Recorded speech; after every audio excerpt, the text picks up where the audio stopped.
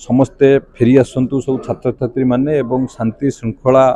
किभली भाव में फेरी आसो माननीय मुख्यमंत्री अपील करिसेंती एवं किट कर्तृपक्षर जो भाव में छात्र छात्री मान को व्यवहार ये एक निंदनीय घटना कारण छात्र छात्री माने हेले आम देशर भविष्य एभली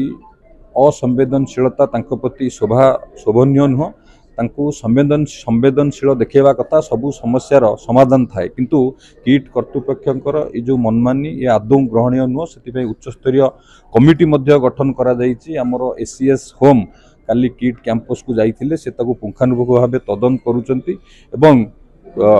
तदंत पुंखानुपुंख कला परे निश्चित भाव में दृढ़ कार्यानुष्ठान ग्रहण करा जिवो एवं गत काली नेपाल टीम आसीथिले आमर हायर एजुकेशन मिनिस्टर एवं आमर हेल्थ मिनिस्टर चीफ सेक्रेटरी आलोचना निश्चित भाव में ये घटना को सरकार गुरुतर सह नहीं एवं सरकार किभली भाव में माने ये जो घटना घटी ये जो घटना पुनर्बार न हो एवं जी ये घटना पछरे अच्छी से विरुद्ध में निश्चित भाव में तदंत होला परे दृढ़ कार्यानुष्ठान देखु अभियोग आसी या उच्चस्तरीय कमिटी की तदंत एसीएस होम को नेतृत्व में करा जाउची